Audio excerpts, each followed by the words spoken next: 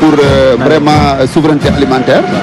Donc boo xoolee ils ont aménagé 500 hectares de terres agricoles dans les régions de Kolda et de Tamba. 500 hectares de terres agricoles donc boo xamante nañ koy def au profit du ministère de l'agriculture parce que ministère des forces armées ak armée dañoo lëkkaloo ak yeneen ministères yi. ci ay convention di leen jàppale ci politique développement yi. mbay mi gën a yokk. exactement voilà suuxat ko. exactement. génie militaire donc lu am solo la. lu am solo la ndax lu tolloo ci 2500 hectares de biosoy pour la production de biosoy. fële ca de soja fële ca Louga aussi ñu ngi ci projet boobu. donc vraiment boo gisee engins yi nga gis ñu romb yëpp. engins yu lourds yi. dañu am utilité ci wàllu militaire maanaam dañu faciliter unité de combat yi ñu déployer ci terrain bi mais tamit dañu amal njëriñ dégg nga askan ci yeneen wàll bu bokkul ak wàllu défense muy wàllu armée nationale.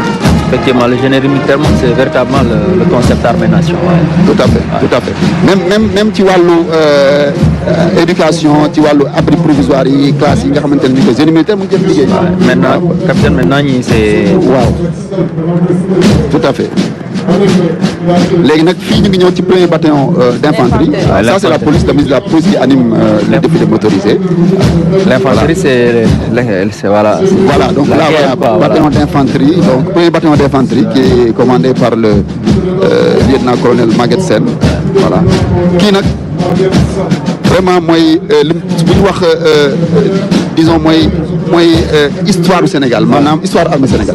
parce que premier bataillon d'infanterie mooy bataillon bi nga xamante ne ci la armée sénégalaise judd daanaka. dégg nga moom vraiment ñu ngi ko constitué le 22 janvier 1961 di éclatement fédération Mali bi amee.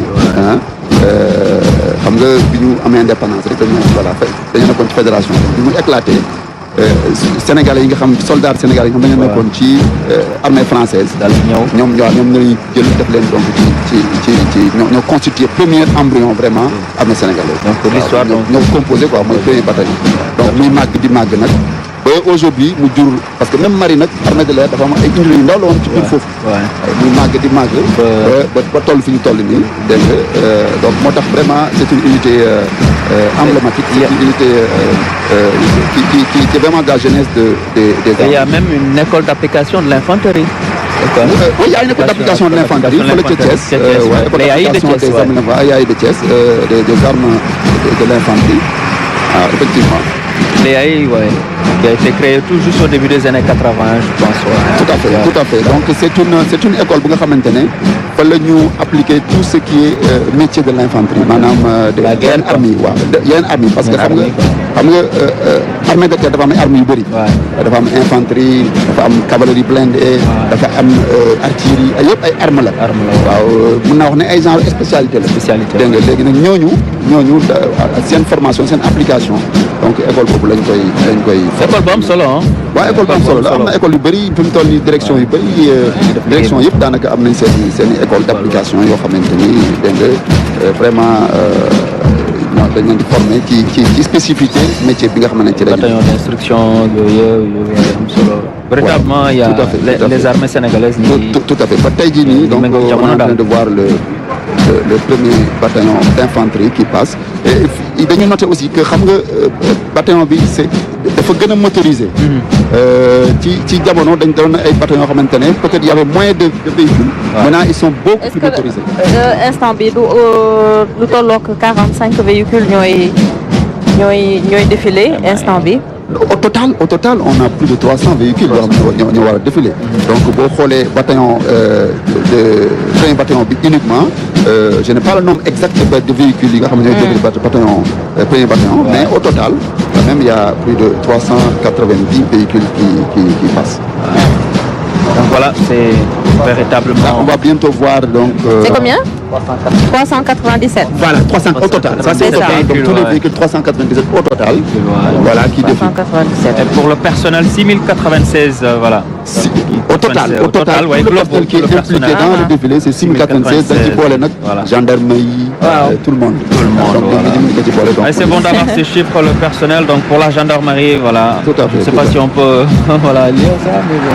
Oui, allez-y. Pour la gendarmerie donc pour le personnel 1249 adamants, pour les véhicules 60, les quads 13, les engins blindés 33, les motos sont 5, motomarines 5. drone 10, chevaux 83, embarcation 2. Voilà. C'est ça. Donc, voilà seen nañu léegi nag les forces spéciales ñuy détachement force spéciale ñoom la ñu seen noonu léegi ñuy waaj a ñëw. ñu waaj a ñëw. waaw terre mer air. voilà ñu ngi nii voilà. non kii force spéciale.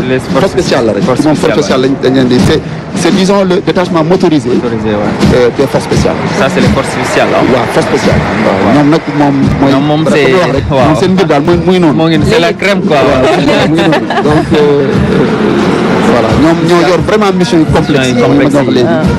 super entraîné. voilà am na ci composante terre dinañ leen gis léegi ñu défilé à pied mais là dañu nekk ci version motorisée di défilé nii soo gisee camouflage bi ñu def nii parce que c'est des forces yoo xamante ne aussi dafa am beaucoup de discrétion autour beaucoup de sécurité dégg nga donc li lépp lu ñuy def dañu camoufler boo xoolee seen membres yi dañu leen exposé en public tout ça parce que mission yi ñu def mooy mission yu sensible yu mission yu vraiment complexe mu laaj physiquement nga taxaw waaye daf laaj aussi même ci sa mental nga doon koo xamante ne ku taxaw nga daal vraiment et puis ñoom tamit dañoo am équipement de dernière génération yoo xamante mooy équipement moderne yoo ay drone ay équipement moderne yoo xam ne vraiment da leen di permettre ñu def seen liggéey fu ñu bëgg a yegg ñu yegg fa def seen liggéey en facilité en profondeur ak jumtukaayu xarala yu bees yi véritablement les forces spéciales véritablement unité d'élite véritablement de l'armée sénégalaise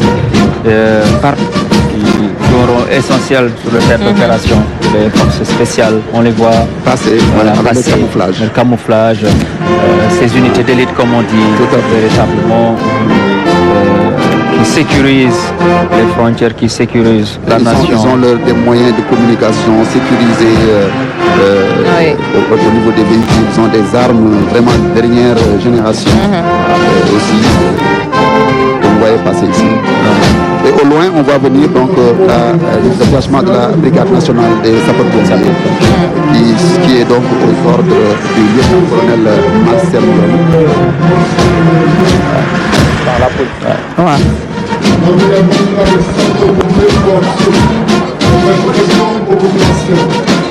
Donc la brigade vraiment, elle joue un rôle important, comme vous le savez, la brigade nationale des sapeurs-pompiers, qui porte vraiment secours aux populations dans le cadre des périls, des accidents. C'est une unité qui concourt. Avec de gros moyens matériels également. Avec ñoom it dernier équipement yi ñu jot jumtukaay yi ñu mujjee jot bokk na ci li gën a dooleel seen liggéey ak seen taxawaay. waaw tout à fait ñoom aussi vraiment ils sont montés en puissance nga ñoom avant groupement la woon. avant c'était un groupement après ils sont devenus une brigade. dégg nga groupement moo gën a tuuti brigade. mais léegi dañoo nekk brigade. c'est ça donc renforcer seen moyens yu bari ci wàllu incendie renforcer seen moyens également ci lépp lu jëm ci wàllu secours accident. léegi ay moyens yu am solo. Groupement national la brigade nationale des sapeurs-pompiers voilà très bien équipée aussi. Je le disais tout à l'heure cette modernisation elle est uniforme au sein des armées. Dans tous les corps vous avez donc la modernisation des équipements des engins voilà ça aussi ça renforce. Absolument ça renforce leur capacité. Et il faut donc dire qu'ils ont la brigade nationale des sapeurs-pompiers a une unité spéciale qui est une unité qui est chargée de tout ce qui est nucléaire radiobiologique et chimique. Donc c'est par exemple bu fekkente ne dafa am lu mel ni ay émanation de gaz nucléaire ak yooyu ñoom unité bi moom mooy nekk mooy def recherche bi moom mooy am moom mooy yor jumtukaay yi nga xamante ne moo koy permettre